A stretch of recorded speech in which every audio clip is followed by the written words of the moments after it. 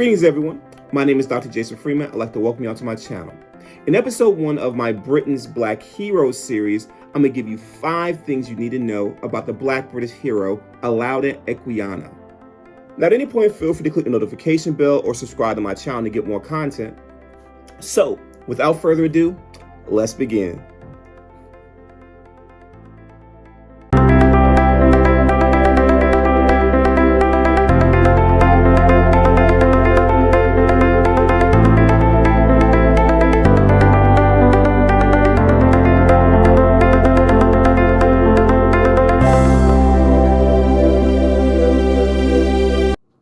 Olaudah Equiano was born in the Kingdom of Benin, which is present-day Nigeria. Equiano was from the Igbo ethnic group in Nigeria, and he mentioned that his father was an elder or chief within his community, and his community, like many other communities in Africa, did actively participate in the slave trade. Now, as a child, when Equiano's parents were away, him and his sister were kidnapped and sold into British slavery. Now, shortly after they were initially kidnapped, the brother and sister were separated. Though after a while, they actually were reunited for a short period, ultimately to be separated again, this time permanently. Now, Equiano was put on a slave ship bound for Barbados. Now, once he arrived at the island, he remained there by his own account less than 2 weeks and was then shipped to the British colony of Virginia. And while in Virginia, Equiano was sold to a lieutenant in the Royal Navy named Michael Henry Pascal, who renamed Equiano Gustavus Vasa. And for the remainder of his life, Equiano went by the name Gustavus Vasa and only used the name Olaudah Equiano for his biography. And so here are 5 facts you need to know about Olaudah Equiano. First, Equiano was a military veteran, and he served in the 7 Years' War when he was around 14 or 15 years old.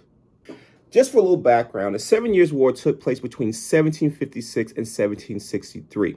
The war was between Britain and France, and in the United States is known as the French and Indian War.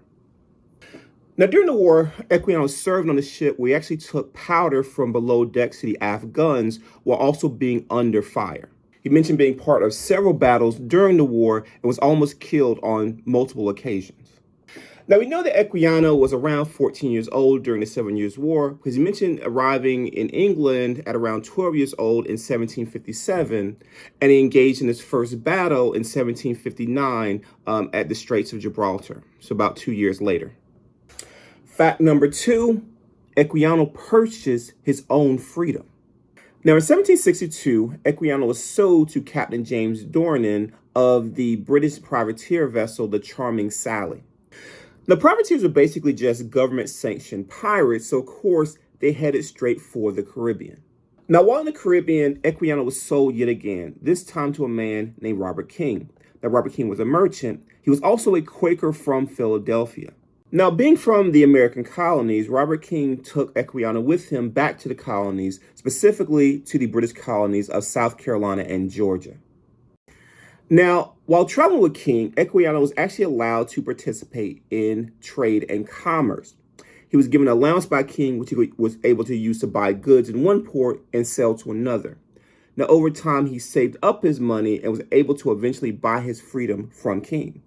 Now, King, seeing his business acumen, according to his biography, asked Equiano to stay on as a business partner, but Equiano, fearing being recaptured and re-enslaved, decided instead to go back to England. Fact number 3, Equiano was an explorer and actually participated in an expedition to the Arctic Circle. Now, in 1773, as a now free man, Equiano joined the crew of the HMS Racehorse, which was a Royal Navy ship that was doing an expedition to the North Pole. The expedition was under command of Constantine Johns Phipps and actually included another ship called the HMS Carcass. Now, during the expedition, the ships never actually made it to the North Pole, though they did make it to the Arctic Circle. Now, what happened is they got far north and the ice blocked their way. There was no way for them to break through. But then on the way back, as they were heading back towards Norway, the ships ended up being surrounded by ice and was almost had to be scuttled. Now, before they had to be scuttled, the ships eventually break through, and they made it all the way back to Norway. Tried to go back north again, but then made it all the way back to England. Now, there were several scientific breakthroughs on this journey that included a demonstration of a water distillation device developed by the surgeon John Irving, as well as the first scientific documentation of the ivory gull and polar bears. Fact number 4. Equiano helped to resettle Black veterans of the American Revolution who chose to fight for the British.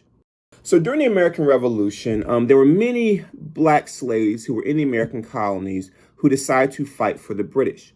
So basically, the British promised that if the slaves escaped their plantations and fought for the British, they would eventually be given their freedom and taken back to Great Britain. Now, one thing that we don't really get in American history is that many of these slaves did fight for Britain and were actually given their freedom back in Britain. Now, Equiano actually helped to settle these former Black American slaves, former veterans in Canada, as well as the Caribbean and Sierra Leone in Africa. Now, in 1786, Equiano was named Commissary of Provisions and Stores for the Black Poor, going to Sierra Leone. Now, his job was to help resettle poor Blacks or Black people who were poor living in Britain in the British colony of Sierra Leone. Fact number 5. Equiano's autobiography was a bestseller around the world. The Equiano's autobiography was initially published in 1789.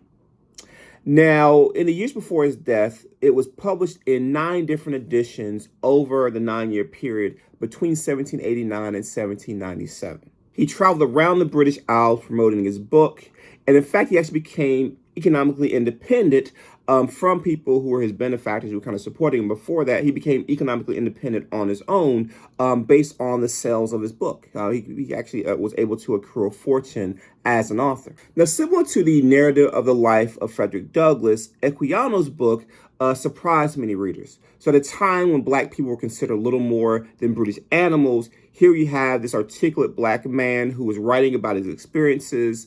He talked about being in Africa. He talked about his own journeys in the war. He talked about being a merchant and all the many things that he achieved in his life. And so many people read the book. They were impressed by Equiano. He actually went and spoke to places, at various places, so people saw him in person and were able to talk about how powerful and how heroic he was to have survived the many years in slavery. And so, as a result, it helped to spark up abolitionist movement, or helped to support the abolitionist movement. And so, once people kind of read the book, once the fire got started, by 1807, slavery was actually being outlawed, or the slave trade was outlawed in the British Empire, and ultimately, slavery itself was outlawed in Britain in 1833. Now, in 1792, Equiano married a white British woman, Susanna Cullen. They had 2 daughters, Joanna, who was born in 1793, and Anna Maria, who was born in 1795. Now, unfortunately, Susanna died at the age of 34 in 1796. Their daughter, Anna Maria, died in 1797 at the age of 4, leaving Joanna as the only heir to Equiano's small fortune. Joanna eventually married, and she herself died in 1857. Now, Joanna Vasa, the last living heir of Equiano, lived until her early 60s. She passed away on March 10th, 1857. Now, Olaudah Equiano died on March 31st, 1797 in London. He is buried at the Abney Park Cemetery in London, the same cemetery where his daughter Joanna is also buried. Equiano was an abolitionist, a merchant, an explorer, a sailor, and a humanitarian. I would definitely consider him one of Britain's Black heroes. If you found this video interesting and or informative, please like this video, subscribe to my channel. Also, please share this video. And if you have any questions about Equiano, his family, his journeys, please leave those questions in the comment section below. Thank you all for your time and have a wonderful rest of your day.